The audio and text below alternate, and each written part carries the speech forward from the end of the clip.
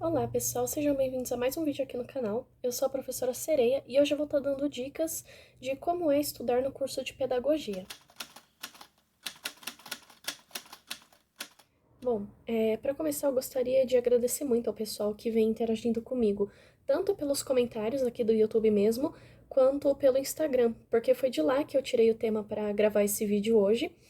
E eu sempre gosto de reforçar que eu sempre estou deixando na descrição do vídeo o meu e-mail profissional e o link para o Instagram oficial aqui do canal, certo? E é por lá que eu vou ficar fazendo as enquetes, por lá que eu vou ficar recolhendo os temas e recolhendo o feedback de vocês, tá bom? Agora vamos para o conteúdo propriamente dito do vídeo. Bom, antes de mais nada, eu gostaria de dizer que aqui eu vou estar registrando a minha experiência no curso de pedagogia. Se vocês estão tendo uma experiência diferente, por favor, compartilhem comigo, porque eu tenho a minha experiência, a experiência que os meus professores contam, que os meus colegas contam, e é com base nisso que eu vou estar falando com vocês hoje, tá bom? Bom, antes de mais nada, eu gostaria de esclarecer que o curso de pedagogia não é meramente um curso de aprender a dar aula. Você vai ter que ler muito, vai ter que estudar muito e vai ter que saber os fundamentos das matérias as quais você vai ensinar para os seus alunos. Sempre vale ressaltar que o pedagogo ele tem uma clientela muito grande de atendimento. A gente dá aula desde os bebês, da creche, até as crianças, até o Fundamental 1. A gente tem o EJA, a gente tem os alunos de inclusão. Então, assim, você vai ter que estudar os conteúdos de forma a conseguir atender toda essa clientela. Então, assim, otimizar o seu estudo é fundamental para conseguir atender todo esse pessoal. Falando sobre o estudo de pedagogia agora. Quando eu estava estudando, eu me deparei com aquela quantidade enorme de textos e eu pensei, como eu posso otimizar o meu tempo? Eram muitas matérias na grade, eram muitos livros a serem lidos, muitos textos a serem estudados. Então eu comecei a fazer o seguinte: minha primeira dica é: não deixe para estudar para a prova na semana de prova. Estude diariamente. Com isso, eu não quero dizer para você ficar sentando e fazendo exaustivamente listas de exercício e tudo mais. Isso ajuda, mas sim, deixar essa parte ali para uma semana antes da prova, sabe? Fazer um pouquinho, não se mate de estudar. Só vai te gerar ansiedade, só vai te gerar nervosismo e pode acabar te atrapalhando muito. Quando você estiver na aula, vou dar aqui aquela dica que a mãe geralmente dá, mas desliga o celular, se desliga do mundo. Eu garanto que se você se preocupar em ouvir o que o professor tem a dizer e ou antes ou depois da aula ler os textos bases, vai te ajudar muito. Eu particularmente tomava algumas bronquinhas dos professores porque eu nunca li o texto antes da aula. Eu sempre gostava de prestar muita atenção nas aulas e ler o texto depois. Mas se você não tiver tempo para ler depois, leia antes, leia na condução, leia de alguma forma, nem que for um pedacinho, nem que for aquela partezinha que te bateu a dúvida, mas estude essa parte, ok? Segunda dica que eu tenho para dar. Não é frescura de professor ter um monte de marca-texto de um monte de cor. Funciona, funciona pra caramba. Eu geralmente tinha 3 cores de marca-texto, ou de lápis de cor, ou de algum materialzinho coloridinho. E quando eu estava estudando, eu fazia o seguinte: eu fazia um tiquezinho na parte que, ok, entendi esse conceito.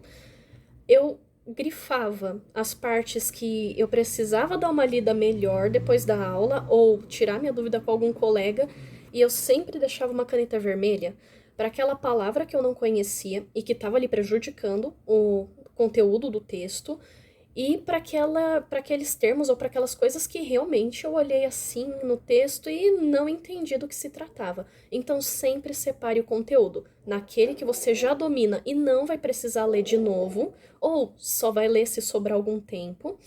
Aquele conteúdo que tá ali mais ou menos, mas dá para ir, se você conversar direitinho dá para ir, e aquele conteúdo que você não sabe nada. Separe nessas 3 etapas, tá bom? Bom, a minha terceira dica é sistematizar o que você aprendeu logo no final da aula. Isso para mim era fundamental. Como eu estava cumprindo os estágios, eu tinha os afazeres de casa e, enfim, muitas outras coisas, eu nunca tinha tempo para estudar fora da faculdade. Então, assim, acabou a aula, eu pegava ali uns 10 minutinhos ou fazia na condução, enfim. Eu gostava de sistematizar o que eu estava aprendendo com base em memes. Eu fazia um memezinho, tratando com humor aquele conteúdo que foi tratado no dia. Se você gosta de, vou escrever assim, vou resumir a aula de hoje em 5 tópicos importantes, vou resumir a aula de hoje fazendo um desenho, vou resumir a aula de hoje fazendo um textinho de 10 linhas. Mas nunca se esqueça, terminou a aula, prestou muita atenção no que o professor disse, separou os conteúdos nessas 3 etapas, acabou ali o período, você já tá dando aquela respirada, tá pronto para ir embora, senta um pouquinho com a cabeça já quente do estudo ali, saindo do forninho as ideias, senta e sistematiza. Porque na hora que você for estudar posteriormente para a prova ou pegar aquele conteúdo para dar uma revisada para qualquer coisa que seja para concurso ou enfim, para algum trabalho, você não precisa ver de novo exaustivamente tudo. Só vai olhar aquele resumo e ele já vai te dar todas as informações que você precisa.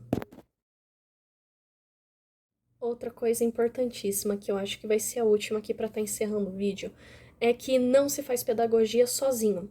Não se esqueça, você tem professores que já passaram pelo que vocês estão passando.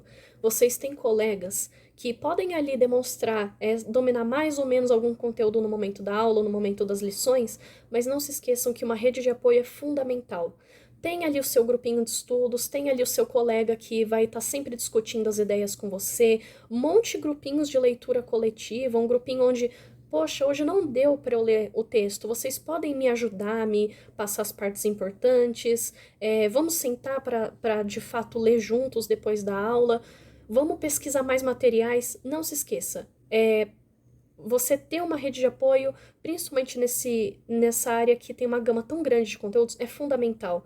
Você ter mais de uma visão, você ter mais de uma forma de olhar aquele conteúdo, você ter mais uma pessoa para te falar assim: olha, eu li isso, que me lembrou isso, que a gente pode chegar até aqui estudando juntos, é muito bom. E também, estudando sozinho, vai te gerar muita ansiedade. Estudando em grupo pode ser prazeroso, pode ser divertido, pode ser um momento ali que além de você estar desenvolvendo conteúdo, você vai estar desenvolvendo sua capacidade de socialização, você vai estar se acalmando para o momento de uma prova, para o momento de entregar um trabalho, ou ao longo do próprio curso inteiro, certo? Bom, se vocês gostaram do vídeo, comentem aqui embaixo se vocês querem ver a parte 2, na qual eu vou comentar sobre como é para mim estudar para concursos e como foi estudar para o Enem. Porque das duas formas eu estudo de maneira bem parecida, então eu acho que dá pra resumir bem, dá pra fazer uma parte 2 bem bacana.